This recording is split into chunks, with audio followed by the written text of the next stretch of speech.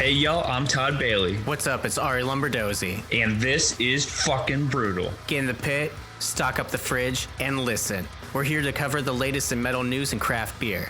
A match made in hell. If it makes you bang your head, then we want to hear it. If it tickles your taste buds, share those suds. Turn it up to 11. Crack open that beer. It's about to get brutal.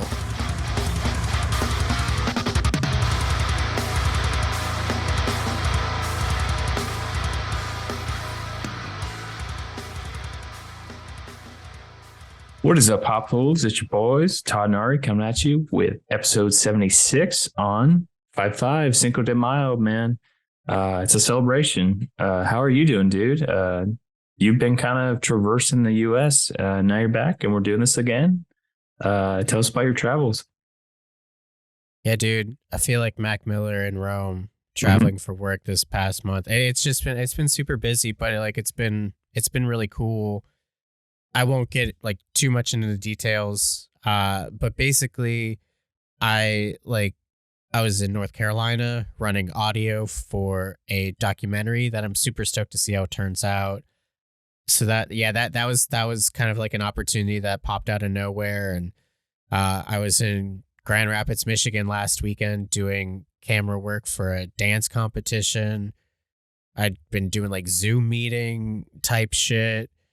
So it's been kind of all over the place, man, the last few weeks. And I really like it. My body doesn't, but like I really like being able to do the things, and it's been cool. And I think there's been like a lot of connections that were made like from a few of these things.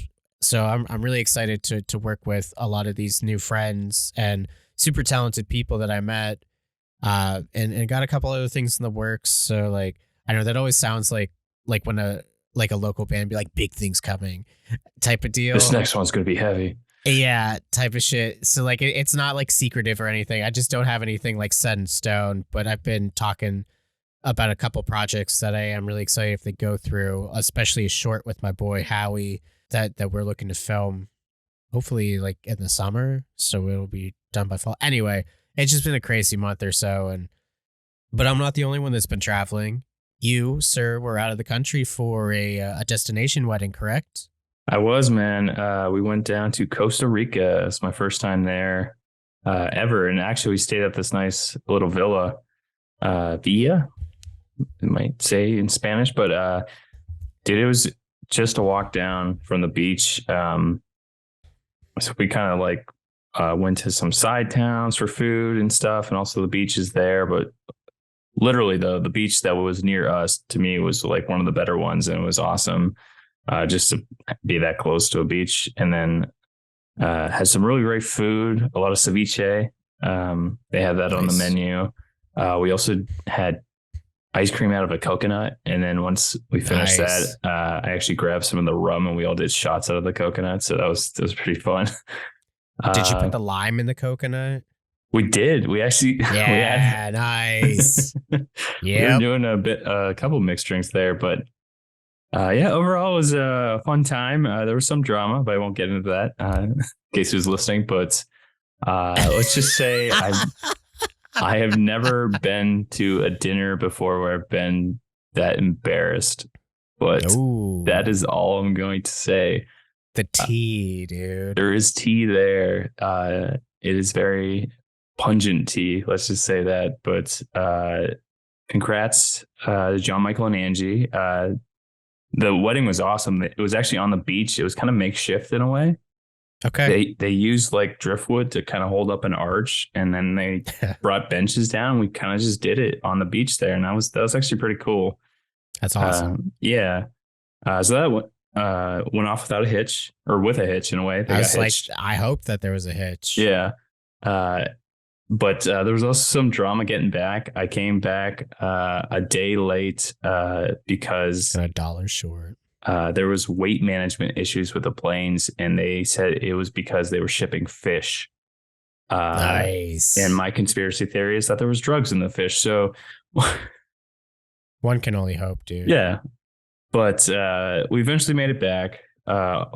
However, this was kind of a silver lining to that because we stayed a day late. We had to stay at this hotel, and nearby there was like almost nothing, but we found a brewery. So I want to give this brewery a shout out, Numu Brewery in Costa Rica. Man, the guy was awesome from the get go. Yeah. We got a flight, and then we also bought a 6-pack to take back to the hotel room for that night. But it was great, man. Really. I'm trying to think what he had. He had everything from across the board, from an IPA to they had his really good passion fruit wheat ale that was fantastic. It was just also smooth. Everything was very smooth. The IPAs, everything. So you made our night because it was kind of a shitty day at the beginning. A lot of time spent at the airport, not getting out of the airport. It's draining. Yeah. That being said, it was still a great vacation. It was the first destination wedding I've ever been to. We did zip lining, nice whitewater tubing and stuff like that. So that was really cool. We did that on, I think, Sunday or Monday. So it was right after the wedding. We did that as a group. It was a good sized group. There was like 20 plus people. So it was a good time all around, and met some cool people. Actually, half the wedding party now knows about this podcast, so that's what's up. Yo, nice. Hopwolves from around the world, baby, unite.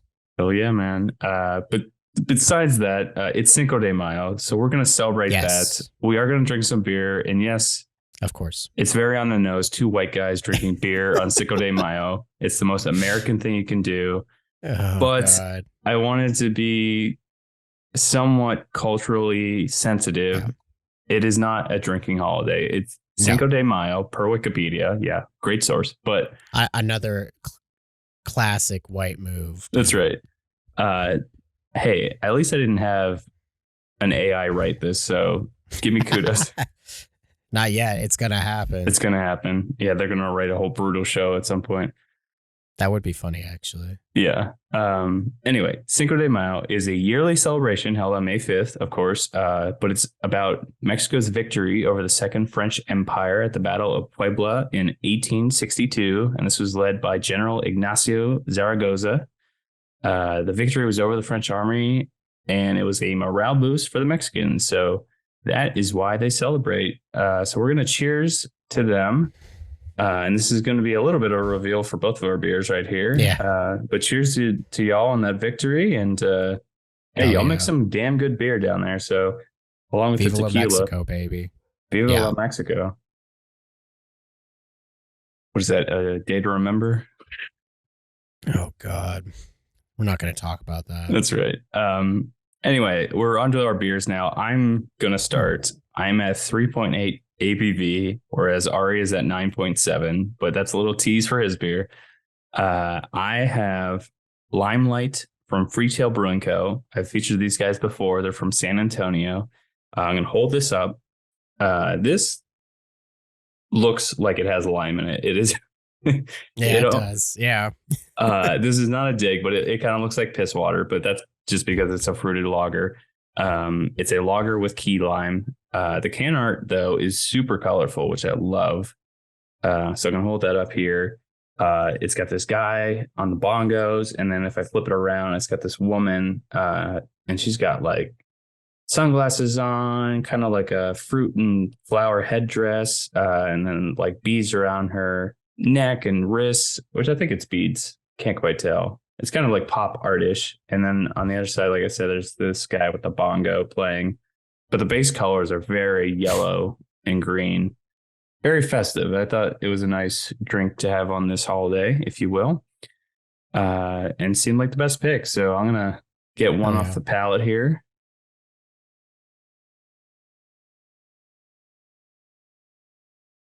That's refreshing. That is very refreshing. It's not too much lime either. I remember having one with lime in it.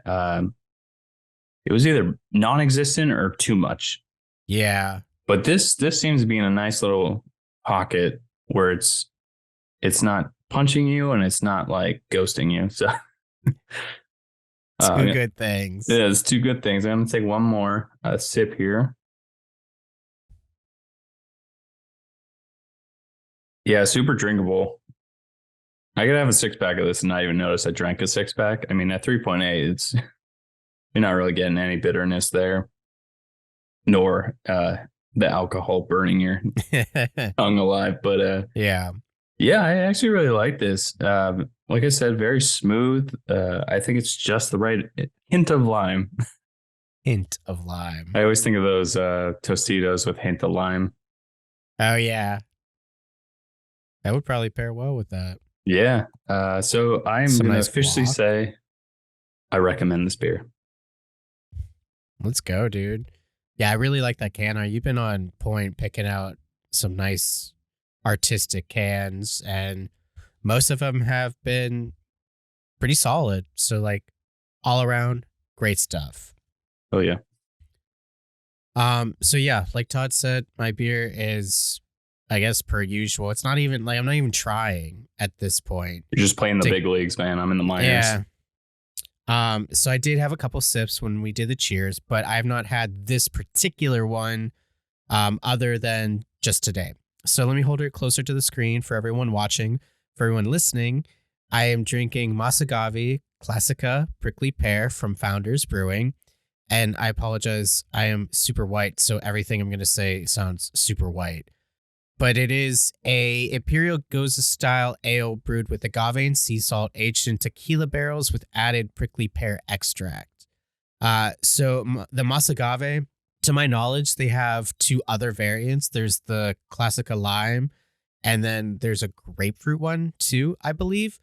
And they're basically Founders' take on a margarita, essentially. So it is ironically from Grand Rapids, where I was just last week in Grand Rapids, but I didn't fucking have time to go try to check this brew out. I was so pissed, dude. Yeah, like I said, it's Imperial Goza. And to go with the label art, it's very colorful, lots of pinks, teals, and oranges. Just very, like, it's a nice palette. There's a skeleton arm in the middle coming out of the ground holding up a prickly pear and surrounded by prickly pears, and also agave leaves. And the same thing's going on in the background. And I really like how they play with the focal point. I don't know if you can kind of see that, but they're like kind of blurred in the background. So the foreground is what's in focus. And I don't really think I've seen that on a label before, but I really like that. In film, I really like playing with where the focal plane is and things to that extent. So that was really cool. There's also a nice little butterfly off to the side with the beer name and teal. And there's a nice Mexican inspired font type on there for the name itself, the Masagave. Per the bottle, it says, an oasis of flavors in the desert of normalcy. This cocktail inspired Imperial Goza is brewed with agave and sea salt, then aged in tequila barrels. When it emerges, we hit it with a healthy dose of prickly pear extract, lending the liquid its flamboyant fuchsia glow. I wish I had a glass to check this out. I do, but I just refuse to use this particular one. Anyway, neither here nor there. And mellowing out the tangy tartness with hints of berry and melon. It's no mirage, excuse me. It's the real deal. Masagave Classica Prickly Pear. This is part of their barrel aged series, Founders, that is. And per the website for what that entails, the Barrel Age series is crafting legendary barrel aged beers is an exercise in patience. We start by brewing complex, world-class, worthy beer in a barrel. Then our experience and years spent mastering our craft means we know exactly when it's aged to perfection. After one sip, you'll know it was worth the wait. This is a really cool series. Founders is an OG in the game. They've been around for many, many years, and they're very good at what they do. So let's get one on the palate here. Cheers, Hopwolves. Happy Cinco de Mayo. I'm going to say we're going to find out if it was indeed worth the wait. Yeah, it was pretty fucking good. I love it. I like it. when I had it initially, because like I remember having the Masagave when it came out a while ago, and I liked it. But my biggest thing is like I'd rather, and this is like classic with anything like barrel aged, like whiskey or rum, be like I'd rather just have like that spirit. True. So like I'd rather just have whiskey. I'd rather just have tequila. And yeah, I totally get that. And I kind of felt like that with the original Masagave. It's like, this is good, but like I'd rather just have a margarita. This, I think I've never seen like a prickly pear margarita before. Not to say that that's not a thing. I would love to try it. So I think that I would definitely pick this one up out of the three because grapefruit's not my favorite fruit. And again, with the original, that's just kind of a margarita. This one I would get for sure. I'm already going to say I really like it. Let's get another one. Yeah, like I just want to drink it right now. It is good. Like it is like for as high ABV, it has nice tartness to it. I do get hints of tequila. Actually, not even hints. Like it's definitely in there. And I'm not like, it's not overbearing. And like they said that they want to mellow out some of the tanginess and stuff. They definitely did. It is very sharp, like the prickly pear initially, which is what I want from a Goza, which is essentially like, it is a sour beer. I think the main difference is like they use sea salt instead of like coriander. And the way that it's brewed is different as well. I have to brush up on that. It's been a while, but yeah, dude, I mean, it's very tasty. I could definitely throw this back, dude. I wish it was colder. I didn't have time to chill it, but even at room temp, dude, big fan, good mouthfeel. Good bite. Yeah. Very fruity. I like it. Would get again. For sure. Hell yeah, dude. Yeah, it looks appealing to me too. And like I would love to try that. Just being in Texas, man, there's a lot more cervezas down here with stuff mixed with that kind of thing. Either prickly pear, tequila, lime, you name it. It's very big down here. So that's actually pretty cool that it's coming out of Michigan. Yeah, I mean, definitely don't get me wrong. I would much rather just have like the margarita or something to that extent. But like if you're in Michigan and that shit's it's not popping as much, fuck yeah. Definitely get that. Yes, sir. So that concludes the beer breakdowns, but we have some awesome metal news to talk about. This is one of our favorite bands that we have seen live when their very first album pretty much came out, Somatic Defilement. Yep. We were talking about Whitechapel, y'all. Phil Bozeman kind of dropped a bomb on everyone because he's kind of been in the background for the past year or so, just kind of doing his thing. Yeah. And out of nowhere, he posts this picture of him wearing a crown, painted up, and had this message. He said, after this tour that they're currently on, we will be recording our 9th studio album. It's crazy how many albums they're already through at this point in their career. That's insane. But he said for number 9, my roots have been calling me, period. Pure brutality, period. It's time to remind everyone.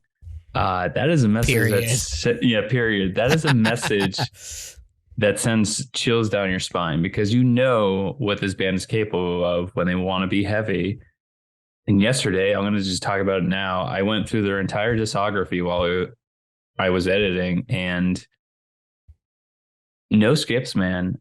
There was even some albums I didn't really listen, like Mark of the Blade. I didn't really get into at the time, but that was solid, dude. Really great solos. I loved how that's when he first introduced cleans. Yeah. And then I thought that entire album was great. And then Kin, I didn't really get into at the time. And I finally listened to that. Got a lot of like Tool vibes from it, but like I loved it. Yeah. But it was kind of cool listening to them in order because it flowed so well. Just their evolution at that point. And it's kind of interesting that it's almost like a full circle now. So we're going to kind of go back to the Somatic Defilement. This is Exile sound. That's what I've been seeing online, that they might go back to that, which is insane to me. Yeah. But this begs the question to both of us. I wrote down, what's your favorite album? I'm just going to say mine is the self-titled. Actually, I remember where I was mentally when that came out. I remember, they were getting more popular at that time. And then they took it might have been a little bit of a break, but they might have just been on tour. But then out of nowhere, they're like, we're going to drop this self-titled album. And usually a self-title means they're going to change up their sound.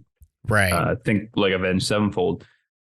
And I just remembered, that opening track, dude, with the piano, it it brought me back so much. And I that opener, the next song, the whole album just enthralled me when it first came out. I remember having that CD in my car, and then my car fucked up the CD because of the CD player. Dude, I remember that. I was so pissed, dude. But now we live in a digital age, so it's there on Spotify. But yeah, Worship the digital age, baby. Yeah. Oh, nice. That's a good. But it was so cool kind of going through their whole timeline, because like it made me think of when we first saw them at Forward Hall in Erie. Yep. To when we were sitting in a Walmart. With Devil Wears Prada, dude. Yeah, dude, yeah, with Devil Wears Prada. That's crazy. Yeah, fast forward to when we were working overnights at a Walmart restoration. We would just sit in the car, like we would get there a little early and just jam metal just to get mentally right before we got to work. And I remember that's around the time when A New Era of Corruption came out, and we were listening to that like crazy. That song with Chino is so fucking good. And I remember that was such an odd pairing. Like, oh shit, like this deathcore band got Chino on a track. Oh, dude, that track is so good. Yeah, so with this news, man, it just makes me like hyped for deathcore again, because they are one of the mainstays that have been there for a while now. So they're veterans at this point. I even think when Phil did vocals for the Suicide Silence memorial gig, he was one of the better performances that night. And like, oh yeah, that's iconic. Hell yeah, dude. So I'm pumped, man. I've actually like started listening to more deathcore because of what I did yesterday night. Like I was just super pumped, and like it made me like reminisce about a lot of things, and just how that's kind of like the genre that we've been sailing on for a while.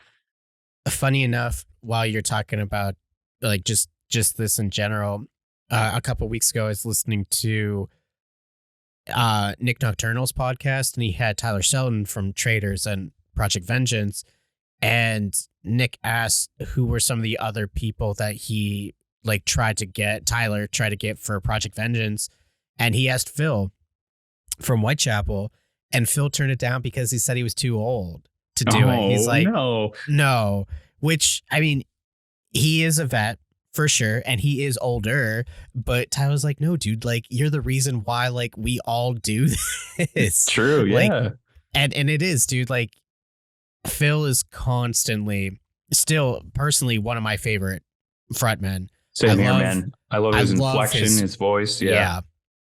And then even when he started introducing cleans, he has a great voice.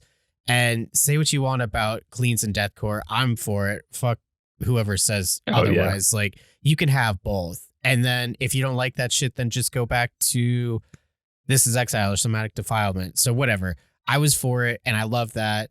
But to Todd's question, I would go with This Is Exile as my favorite, which is hard for me to say.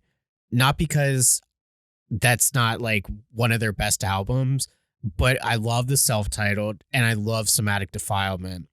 So like those are like three neck and neck.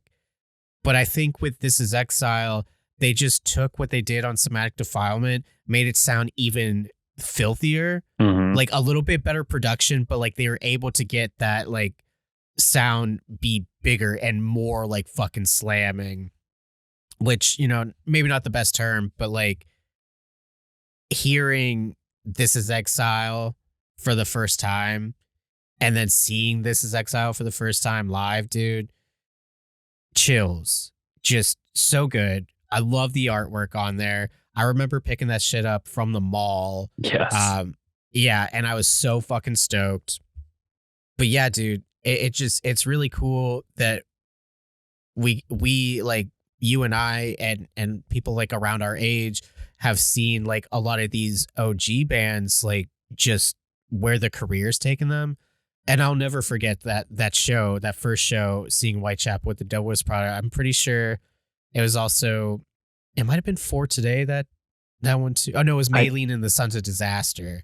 I think you're right. Yeah, it was an odd pairing altogether, but we were mostly there for Whitechapel, I will say. But I mean, we were still fans of Devil Wears Prada, but we were just getting into the heaviest stuff possible at that time period. And yeah, like you said, they captured lightning in a bottle with This Is Exile, and then moving forward, I don't know. It was so cool. I recommend anyone to listen to their entire discography. If you got something that you got to do, like just put that on the background, man. There was like no point where I'm like, I need to change this. I want to go to a different band. I want to listen to something else. It was just so cool to just go through like their history and just kind of hear it all play out. Like it was, I still have that playlist. So yeah, I might listen to it again. That might be my mainstay for editing. But yeah, it's just good shit, dude. Hell yeah, dude. So we're pumped about this news. Like if he's saying that, that's coming from the vocalist. So he's who knows if we're gonna get any cleans on this next one. I can't wait. I'm so excited. And one more small anecdote before we move on to the certified brutal bangers. Two of my favorite shirts, one that I had and one that Todd had, came from that Whitechapel show. I had one for years. It was like zombies on the front, and on the back it said, "We will all spread disease." Fuck yeah. But then Todd had to get like the creme de la creme. And this is like so that like original era of deathcore. So we're talking mid to late 2000s. And it was that fucking fluorescent yellow shirt that said "fucked and left for dead" on it, dude. Amazing. Dude, when my mom would wash my clothes at home, she literally told me, she's like, "I don't like that one shirt you have." So she would turn it inside out to wash it so she couldn't see what was on the shirt itself. It's such a cute moment because it's such a mom thing to do. It's like, I don't support this, but like, I'm not going to tell you not to wear it. Bless you, Todd's mom, Tina. We appreciate you. Hell yeah. Shout out to my mom. Love you, Mom. Let's keep things moving though. We're going to move now onto our bread and butter, our meat and potatoes, as Arie likes to say. We're talking about our albums and our certified brutal bangers playlist. Let's start with albums. All right. So what we got first, we have Ancient Settlers with their Transition EP. Brewtal Befell dropped Empty Reflections, I should say, their newest EP. Then we have Currents with The Death We Seek. Death Goals with A Garden of Dead Flowers. Draconian Reign with Tragedy Eternal. That's their debut EP. Maybe not debut. It's their newest EP. Forgive me. Following that, we have Dropout Kings with Riot Music. Extermination Dismemberment with Dehumanization Protocol. That sounds like it could have been a Whitechapel album too. Yeah. Then we have Herod with Iconoclast. Hyena with Freedom from the Default. Another Brewtal alumni, In Fear with All Is, All Shall Be. Jerome's Dream with The Gray In Between. Majin with District Violet. And then we have Nadir with Extinction Rituals. Nightmare with Deformity Adrift.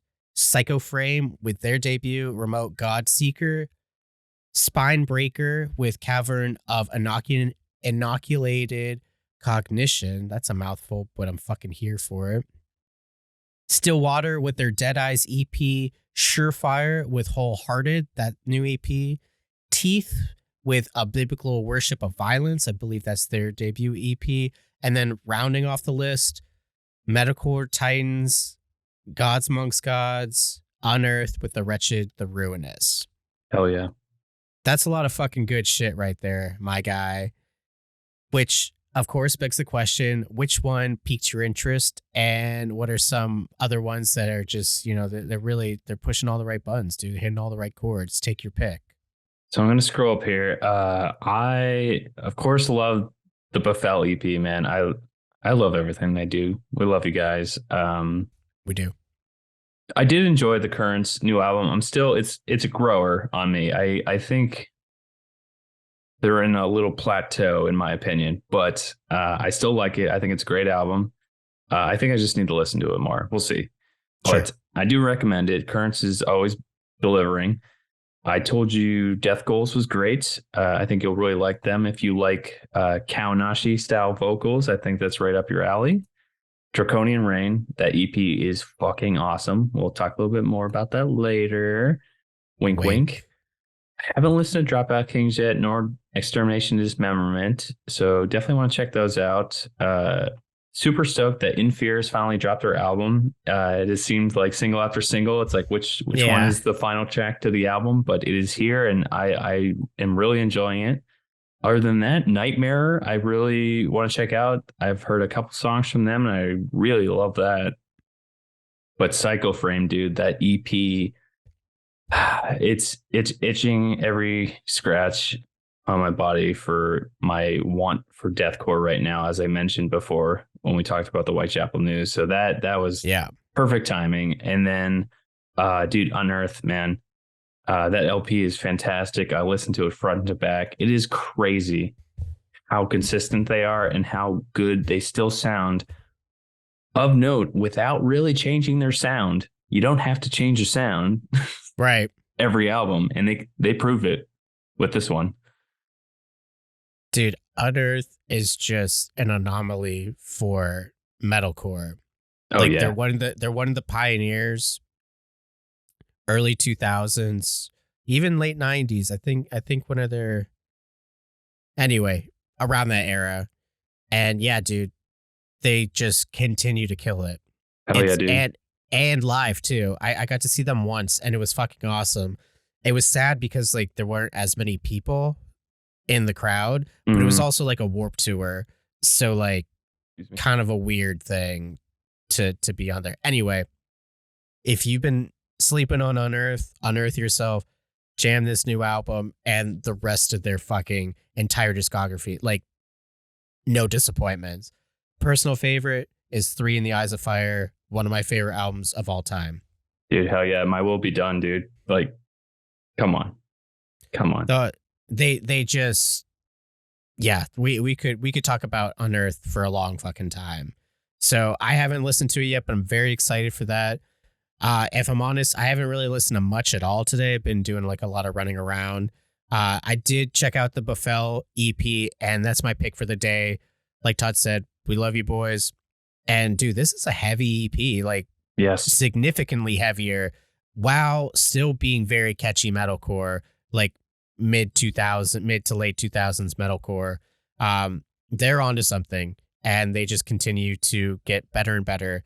So much love to them. That's an awesome EP, but I'm excited to jam the new Teeth.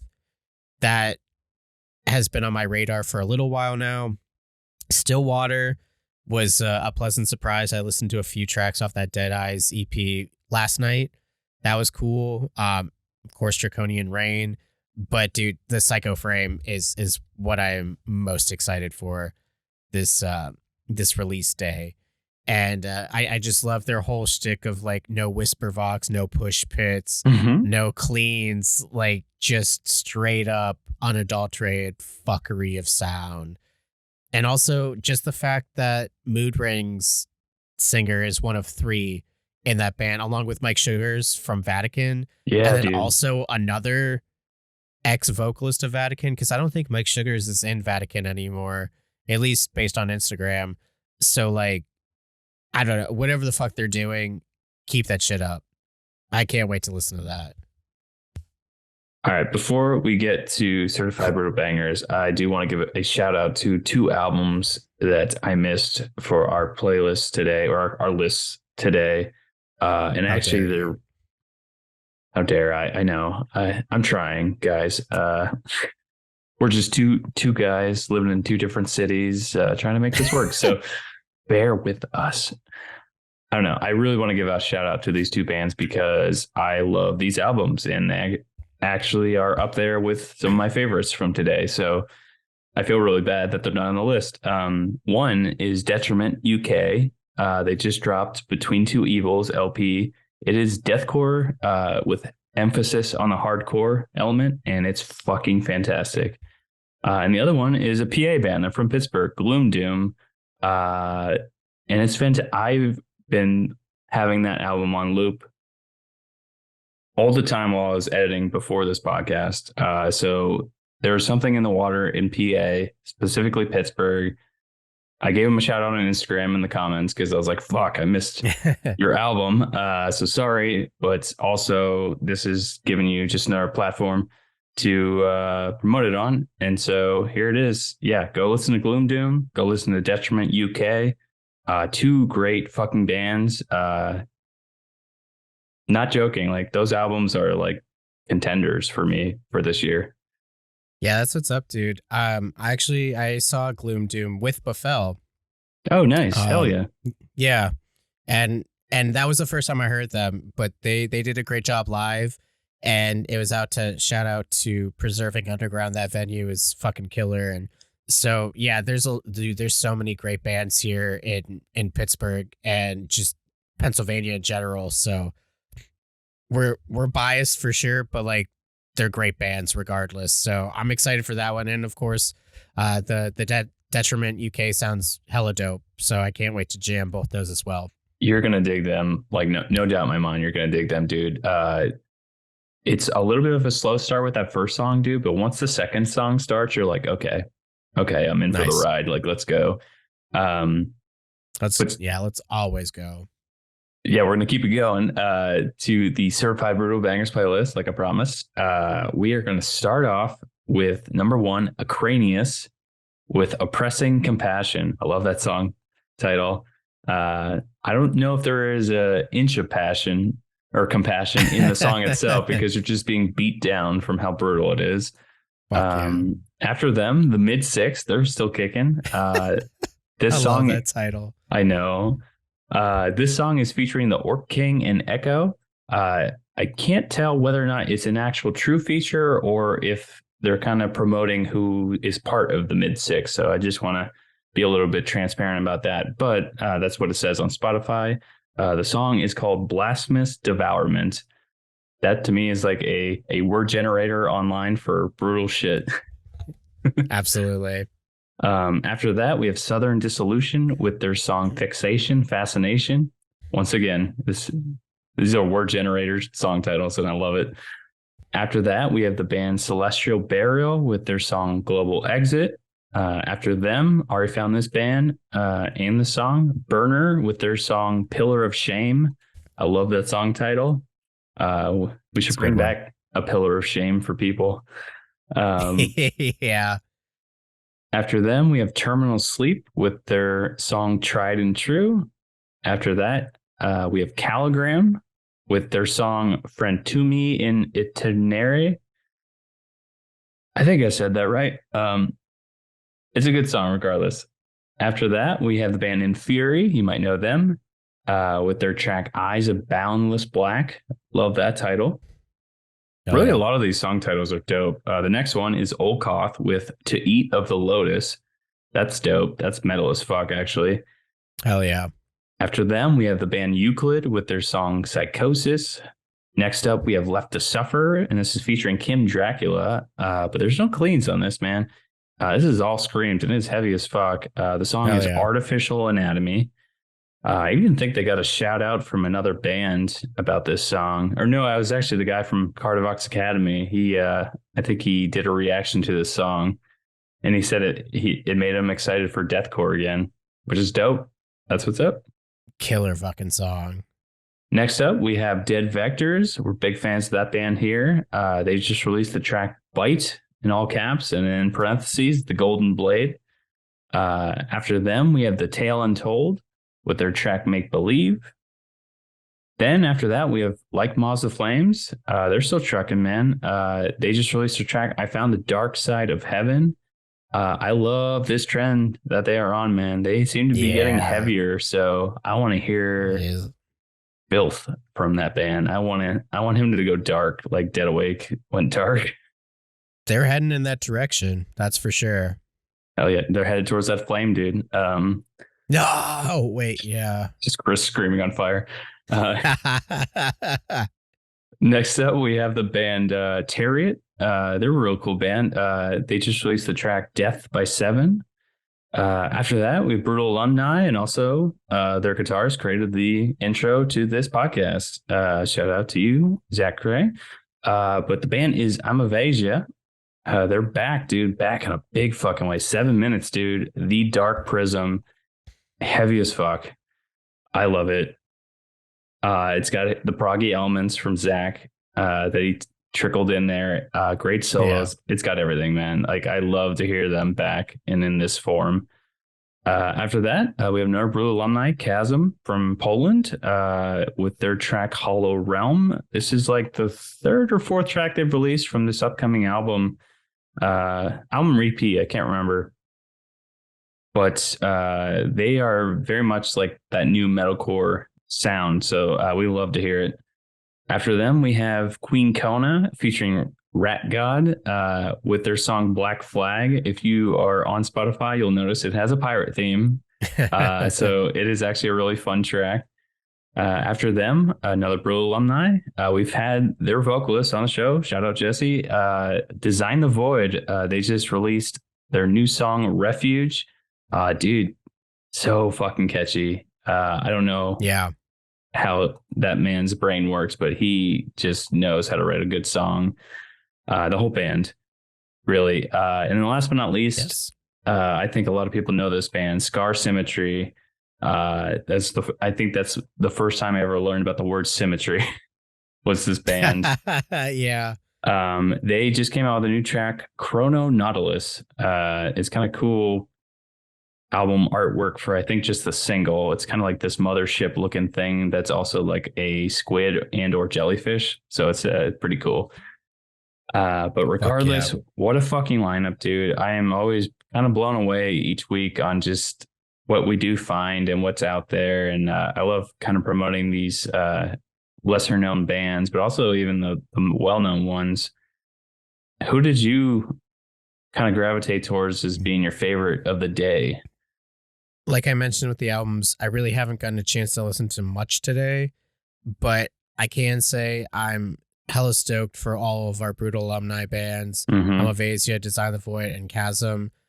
Easily some of the best material that all the bands have put out. And it's really cool, especially with AMAVASYA, which is my pick for the day, that they're not only back, but they're, like you said, they're back in a big fucking way. They have a new singer because they had released an instrumental album. I believe it was last year. I think you're right. That or the year before. Sometime in that time period. Yeah, like relatively recently. So this is the first outing with their new vocalist, which I believe they had. I'm blanking on his name, so forgive me, but like he did like fill-in vocals when they played some of their shows before. Anyway, I'm just really excited to have them back in the game. Been big fans of them, and they're like all super nice dudes. So shout out to them. But a couple other ones that like caught my eye. I did listen to the Left to Suffer track. That band is like, they've already been blowing the fuck up, and it's all like EPs and singles. So like they're getting, I think this is their first full length they're getting ready to release, and dude, this is amazing. Yeah. I love the track. Like Moths of Flame still fucks, dude. I love that band and will never not love that band. And then I did check out that ACRANIUS track, and that was stupid heavy. So that was another good one. I enjoyed that one. But what about yourself? What was getting you going this week? I'm gonna just read what I wrote down. ACRANIUS for heavy and Design the Void for catchy. Those definitely were standout tracks. I am a sucker for a good chorus, and Design the Void should just be retitled Design the Chorus, because they know how to create a great fucking just sing along parts along with the heavy. Like they're still heavy as fuck. So don't get me wrong. Don't get it twisted. Other than that, I did get to listen to each band, but a standout would be, I want to say it was either, well, Dead Vectors was really fucking good. They're consistent as hell. It might have been the Olkoff track or maybe the Terminal Sleep one.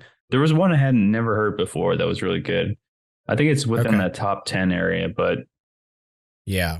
Honestly, a lot of these are great. I did Also miss one again for this list in particular. They are a deathcore band. They should have been on here, but I want to give a shout out to Cold Hearts. They're from the Pacific Northwest. They just released their new song Extinguished. Heavy as fuck, dude. I wish it was on the list that is currently on social media, but it's not. So I want to give them their day. Go check that band out. We just keep trying to make it heavier and heavier. And I think that's a good goal to have. Yeah. Pretty much anytime there's like, I mean, there's exceptions with cleans, of course, despite what I said, before. We just want to always try to keep like the heaviest stuff in. And I think we've been doing a pretty good job, including this week's featured band, which we may or may not have noted before, which, spoiler alert, we did talk about. Mm-hmm. We're talking about Draconian Reign, dude.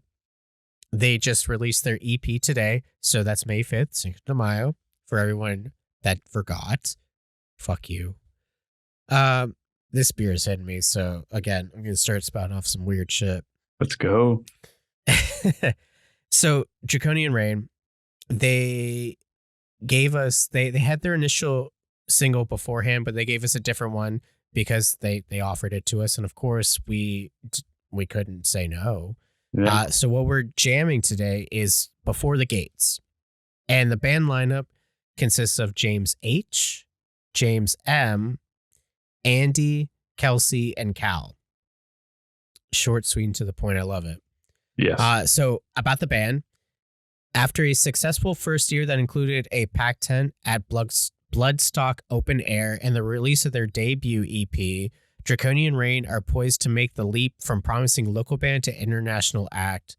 Yes, you are, boys. Yes, you are. Hell yeah. 2023 will see the band teaming up with Seek and Strike Records, which also is home to Upon a Burning Body and Orbit Culture, both stellar bands, to release Tragedy Eternal, 4 tracks of epic melodic deathcore as melancholic as they are crushing. Love that. And true. The music video for the EP's first single, Infernal Rain, was filmed by Loki Films, who also did videos for Lorna Shore and Sleep Token. Love what Loki does. Phenomenal filmmaker.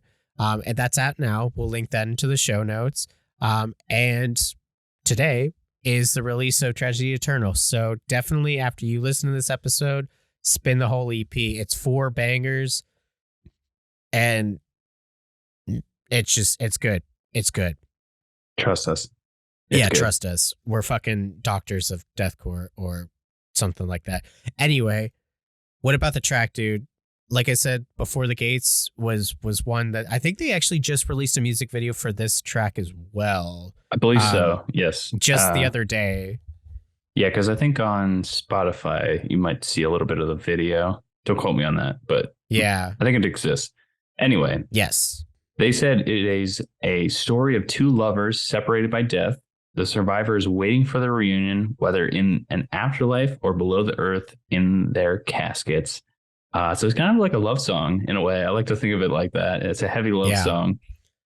Here's some of the lyrics. I wrote them down because it kind of gives you a glimpse of what he's screaming about. The opener is, he says, as the dread sun rises, I hear the crows above. In the cursed permafrost, I am bound to you, my love. Poetry, dude. Fucking love it. James Joyce, motherfucker. Hell yeah, dude. So kind of just picture like this guy like at this at this grave as the sun's going down or rising, I should say. And he's kind of like lamenting the death, if you will. So I'm going to talk about the notes about the song, and it kind of ties into the lyrics. It starts with this awesome synth buildup with, drums, guitars also, but it just sets the tone for the rest of the song. I love the synth so much. And they do play it out for a bit, so it's not like 10 seconds and then it's done. It lasts for about 45 seconds. And then, dude, the vocals come in sheer filth, dripping from that man's mouth. It just elevates the whole experience for me. The layering tickles my fancy. That's what I wrote down.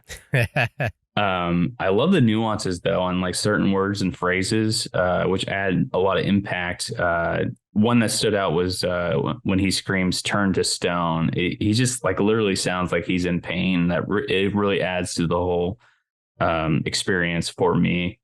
And then they added a solo. Why not? It just hits the spot right when we need it. So kudos for the timing of that. It was in the perfect moment during that song. And the double bass beneath it, dude, from the drummer.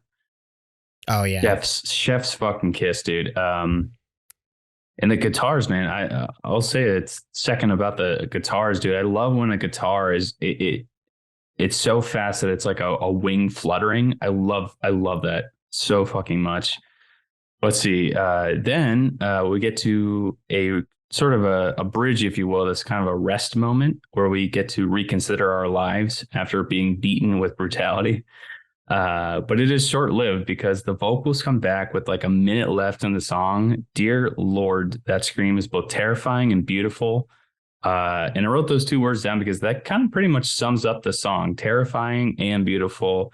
And it kind of ties into what they said or what you had mentioned earlier, how it's like melodic deathcore, like it's as melancholic as it is crushing. Like that is the dichotomy of that is sums them up to a T. And yeah, man, it's like his last cry before the sun comes up as he's like on the grave. Like that's kind of like mentally what I saw in my mind in that moment. But you also wrote down some stuff, dude. So let me know what are a couple of your thoughts about this track, man. I fucking love it. Yeah, I'm really just piggybacking off of everything you just said because it feels like we're in the heaviest rendition of a Shakespearean play or like a Gothic novel. I had my favorite term ever, hauntingly beautiful. That is just like immediately what I thought about this song. And it's cinematic and the journey, of course. Hopwolves should know by this point. We're suckers for that.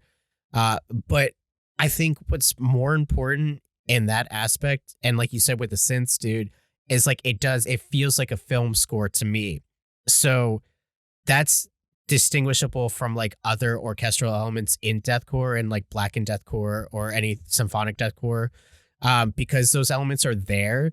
But this one feels like it's driving the like a narrative, basically, which it is, because like this is about two lovers that have been separated by death. So that really stood out to me because like I did feel like I was in a movement for the whole thing. And that's super fucking sick to me. And honestly, the other thing that made me really fucking happy is it kind of gave me Never Bloom era Make Them Suffer vibes, which is a good thing every single time. And in the way, I believe it's James H is the vocalist. It's one of the James, so forgive me, friends. But he almost sounds like Sean in certain instances. And you talk about like feeling like the pain. I feel that in like Make Them Suffer, and I feel that one here, and it's the melancholic but crushing, like everything about it. I'm sad and happy at the same time, dude. And that's the fucking shit I absolutely love and will always resonate. So kudos, Draconian Reign. I feel like I want to put on like a cloak right now and just kind of like go in my backyard and lament about something. I was going to say, drink the rest of your beer. That's gone, so I'll have to get another one. That's what I'm lamenting. The fact that this beer is gone. God fucking damn it. But yeah, dude, love this track. But to the point of what we're drinking, let's get into what they're drinking. So James H said that he is into Old J Cherry Rum. James M picked Brewdog Punk IPA. Always a classic. Andy picked Brewdog Hazy Jane, another classic. And a little anecdote. Andy has shares in Brewdog, so that's super fucking cool. Oh yeah. If you guys are ever in the States, make sure to go over. Well, I mean, Brewdog is from your neck of the woods in the UK, so never mind.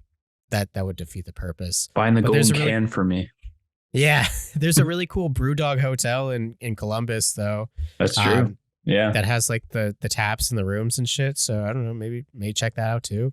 I'm sure you guys have that over there too. let's continue. Kelsey picked Kraken rum, and Cal, his pick was Aspal cider. Oh yeah. So yeah, that's a really awesome variety of drinks, and would choose any of those. I think either of us would go with that. So awesome picks, guys. But let's keep that going with what they're jamming. We always like to ask the bands that for our Brutalist playlist. So the first two tracks, these are James H's picks. He picked Fathomless Maw from Chelsea Grin and Frigid and Spellbound from Spectral Wound. James M picked ABC from Polyphia and The Summoning from Sleep Token. Next up, we had Andy's picks with Carpe Nocturum from Viscera and Clarity from Northlane. Kelsey's picks were Death Magic from Enterprise Earth and Memoir from Garea. And then finally, rounding out with the last two picks, Cal has Far From Heaven from Fit for an Autopsy and Impending Dominance from Ingested. Oh yeah, dude. Fuck Solid picks all around. I actually love the diversity. Shout out to James M for picking that ABC song. That's like a pop song. That's what's up. Yeah. I bet that was cool too, like be like picking the Sleep Token and getting to film with Loki Films who also did Sleep Token. That's got to be pretty fucking cool. Yeah, I love the diversity. We love to see it, especially from, when everyone's going to listen to their song here in a little bit, like to hear what they sound like and then to see what they're listening to. That's why we love doing this is we'll get stuff like this where it's just like metalheads still like some pop sensibilities here and there. And it just goes to show it helps in songwriting when you learn other genres. So I think it shows in their songwriting because, like I said, Before the Gate is a love song, and it's the most brutal love song I've heard in a bit, and I love it. So if you want to check out the band, best way to keep up to date is to follow them on all the usual socials. Also, buy their merch. Hell yeah, buy their merch. Links for all this can be found at their website, www.draconianreign.com. Pretty straightforward. But I would just start at social media. Check that out. That's kind of the bread and butter. That's kind of where we reside too on Brewtal, heavily on Instagram.